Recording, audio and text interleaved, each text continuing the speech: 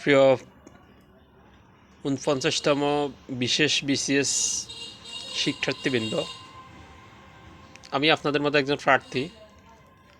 তো আমি আসলে প্রথমে আপনারা যে জিনিসটা করবেন, কোনো একটা বিষয় পড়ার আগে ওই বিষয়টা থেকে বিগত সালে কোন কোন অধ্যায় থেকে সবচেয়ে বেশি প্রশ্ন আসছে সেটা একটু দেখে নেবেন।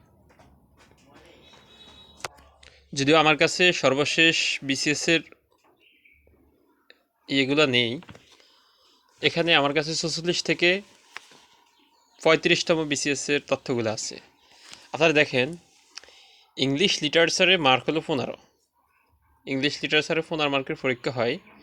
এর ভিতরে মোটামুটি এই ১৪টা অধ্যায় থেকে মোটামুটি প্রশ্ন আসে বারবার। যেমন ১ নম্বরে আছে মডার্ন পিরিয়ড, ২ নম্বরে আসে কোটেশন, ৩ নম্বরে আছে renaissance period, Victorian period, English literacy period, এরপর আছে writers, different region and genres, তারপরে literary terms in English literature, the romantic period, তারপরে new classical period, important characters, themes of some English word, the poet modern period, important others, author, তারপরে ম্যাসকুলিনাস।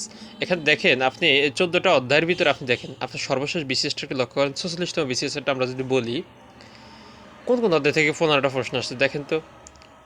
এই যে important অথরের থেকে একটা আসছে, তারপরে English লিটারের ইম্পর্টেন্ট ক্যারেক্টার থেকে একটা আসছে, তারপরে নিউ ক্লাসিক্যাল পিরিয়ড থেকে একটা আসছে। বাকি এই যে মাঝে সবগুলা গ্যাপ, এখানে গ্যাপ, এখানে গ্যাপ, এখানে গ্যাপ।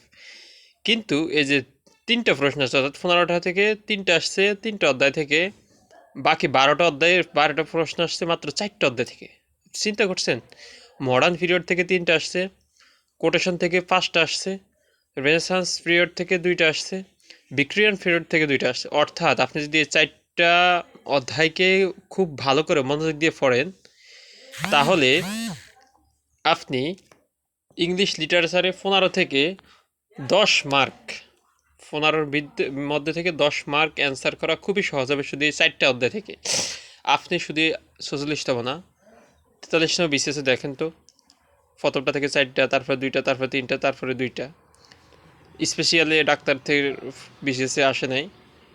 ৪১-এ দেখেন ৫, ৪, ১, ১, ১১টা প্রশ্ন আসছে 4 অধ্যায় থেকে। ৪০তম বিসিএসে দেখেন তো, এখানে তো প্রায় 13টা প্রশ্নই আসছে 4 অধ্যায় থেকে, স্পেশাল বাদ। ৩৮তম বিসিএসে দেখেন, ৩৮তম বিসিএসে একটু মোটামুটি আসে সবগুলা থেকে, ৩৭তমতে সবগুলা, ৩৬তমতে মোটামুটি আসছে ৩৫। অর্থাৎ আপনি ধারাবাহিকতা চেঞ্জ হয়ে দেখেন, মাত্র 4টা অধ্যায়কে এখন গুরুত্ব দেওয়া হচ্ছে। তার মানে আপনি ইংলিশ লিটারেচার 15 মার্ক যদি পড়তে চান, তাহলে 4টা অধ্যায়কে আপনি 100% গুরুত্ব দিয়ে পড়বেন, বাকিটা টুকিটাকি একটু পড়ে যাবেন আর কি। বিগত সালের কোশ্চেনগুলো দেখলে ওখান থেকে আশা করি কমন পড়বে। তবে এই 4টা অধ্যায়কে সর্বোচ্চ গুরুত্ব দিয়ে যদি পড়তে পারেন, তাহলে 10 মার্ক অ্যান্সার করা আপনার জন্য বিসিএসে কঠিন কিছু নয়। আশা করি বুঝতে পারছেন। ধন্যবাদ সবাইকে।